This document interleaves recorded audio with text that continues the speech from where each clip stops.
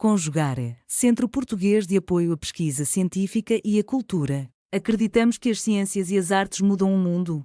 O conhecimento transforma, e isso nos motiva.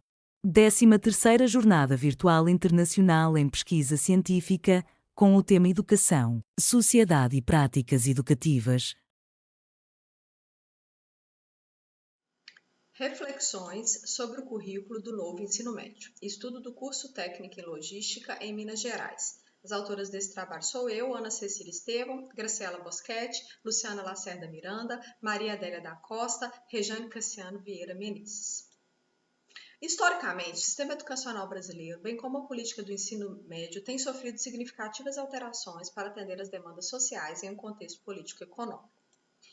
Essas reformas são motivadas por diversos fatores, como as críticas ao sistema educacional, a influência de novas ideologias, a comparação com os sistemas educacionais internacionais, entre outros.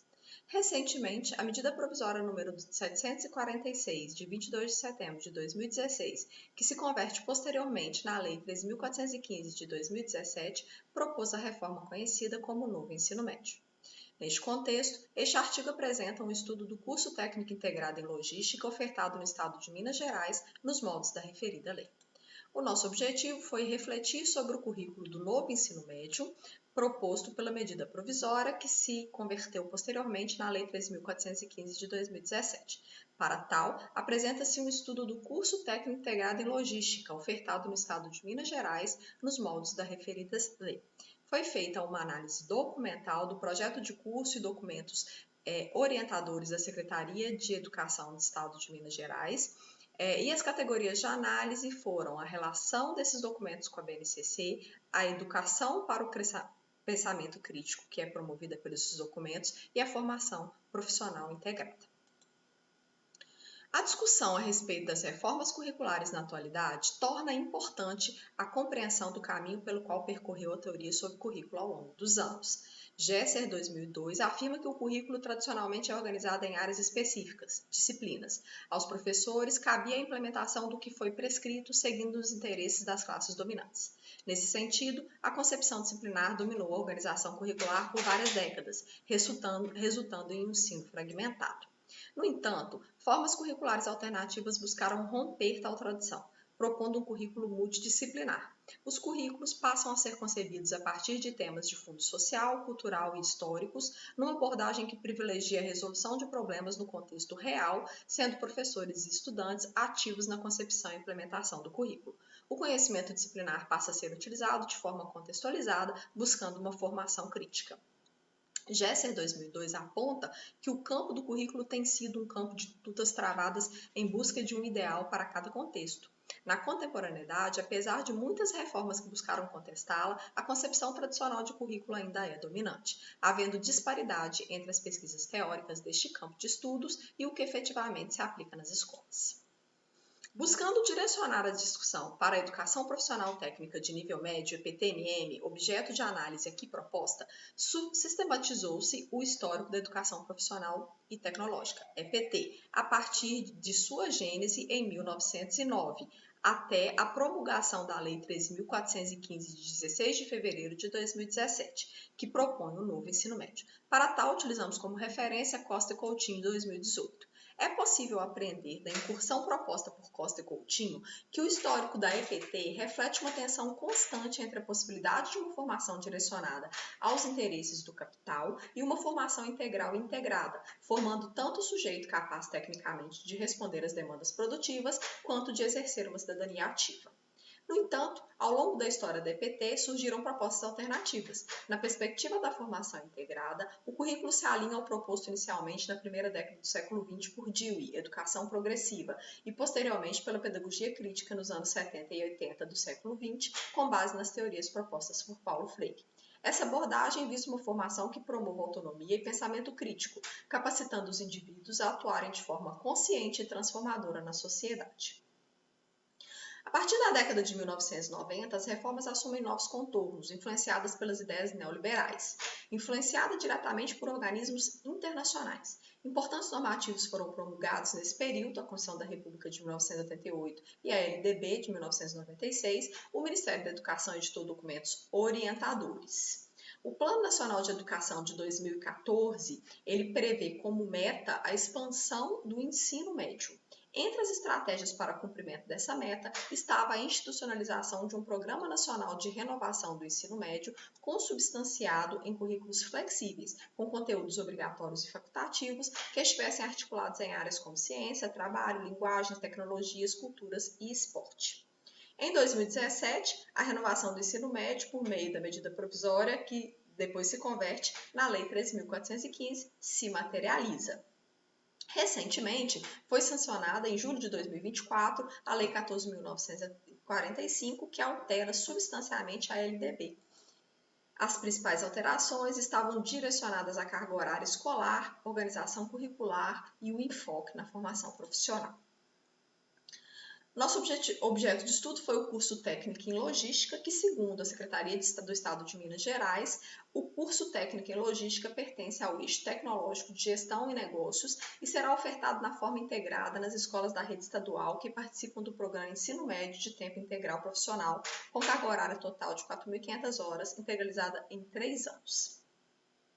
Considerando a categoria de análise em relação com a BNCC, na justificativa do projeto de curso é defendida uma formação que desenvolve e aprimora o repertório e a vivência dos estudantes em uma educação que se entende sua integralidade.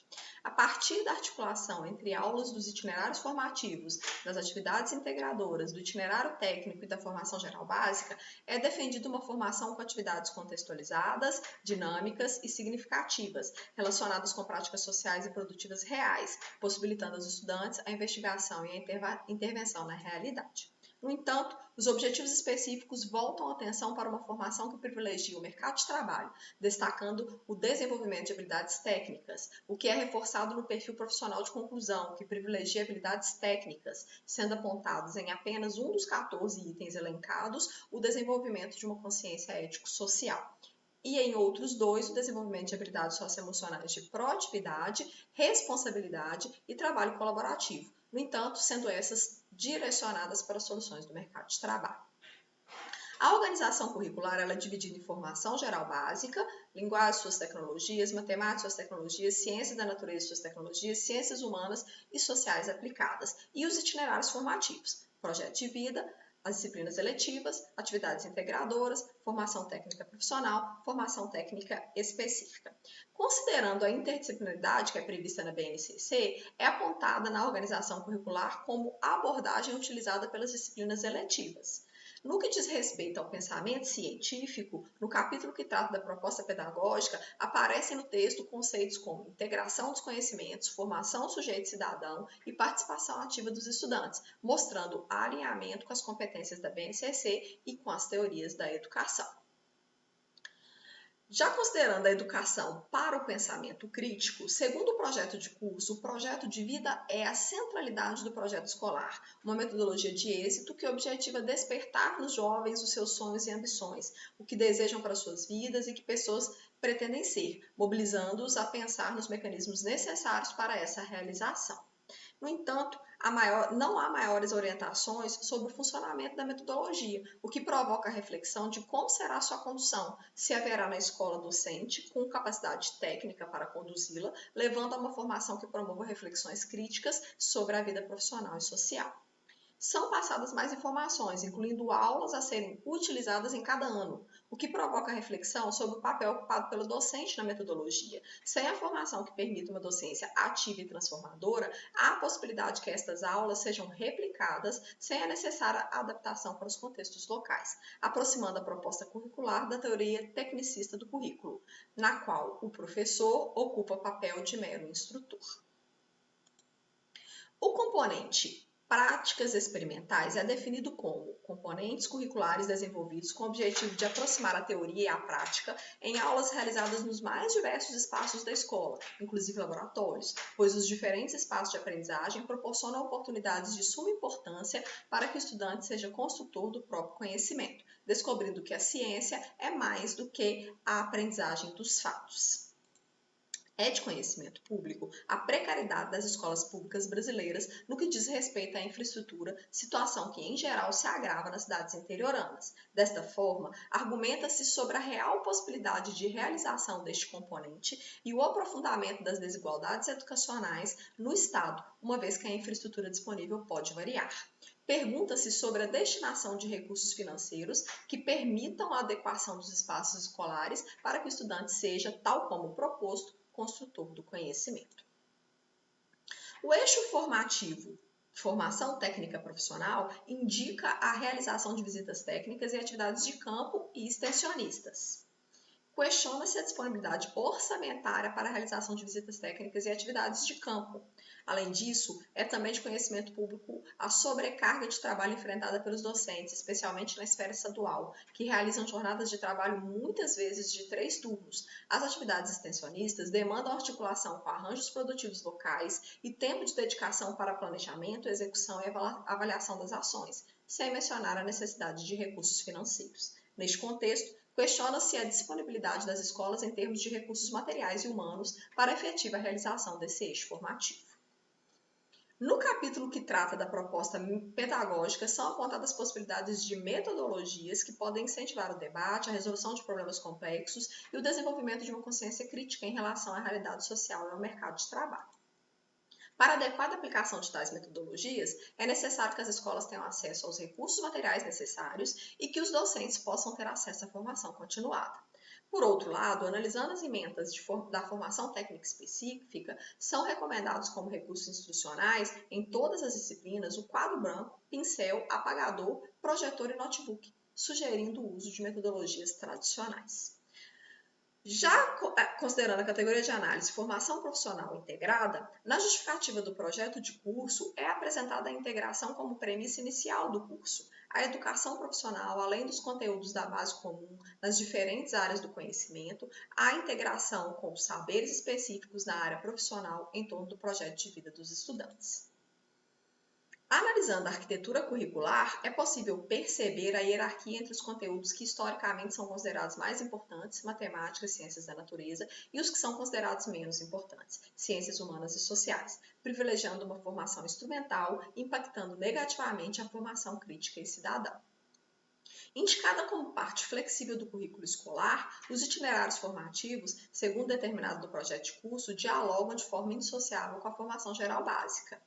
Observou-se que, a partir do segundo ano de formação, as disciplinas das áreas do conhecimento perdem peso para as do itinerário formativo, sendo as disciplinas de formação técnica específicas de maior peso, o que evidencia uma formação direcionada ao mercado de trabalho, em oposição àquela que prepara para a continuidade dos estudos, reforçando a dualidade historicamente existente que diferencia a educação voltada para as elites da educação para as classes pobres. Analisando as emendas das disciplinas que compõem a formação técnica específica, é possível verificar que não são detalhados os objetivos de aprendizagem e não são mencionados conteúdos, impossibilitando um estudo mais aprofundado. É possível apontar que, da forma como aparece nas emendas, a formação técnica privilegia uma abordagem técnica, não havendo indicativos de reflexões críticas sobre o mundo do trabalho e da inserção do trabalhador como sujeito crítico e transformador da sociedade.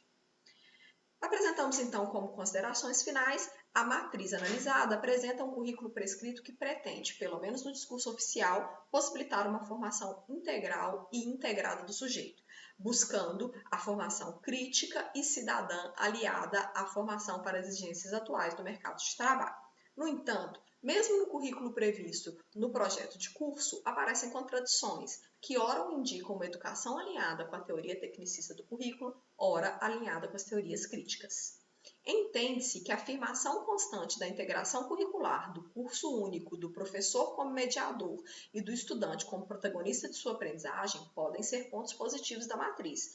Como pontos negativos, aponta-se o distanciamento entre o proposto e a realidade de recursos materiais e humanos das escolas, e a imposição de estratégias de ensino que tornam o professor mero instrutor. A proposta do ensino médio integrado nas escolas da rede estadual do Estado de Minas Gerais carece de urgência na formação continuada de professores, melhoria das condições de infraestrutura e planos de carreira dos docentes, além de análise local de cada contexto escolar para que a proposta encontre viabilidade. Esse estudo utilizou como referência o projeto de curso e seus anexos e o documento orientador da Secretaria de Educação do Estado de Minas Gerais. São necessárias análises documentais adicionais, aliadas a estudos de campo que possam produzir conhecimento que colabore nas reflexões sobre o ensino médio profissional na atualidade. Muito obrigada. Realização: Conjugare, Centro Português de Apoio à Pesquisa Científica e à Cultura. Apoio: Editora Cravo. Inscreva-se no canal, comente, curta e compartilhe. Obrigado por assistir.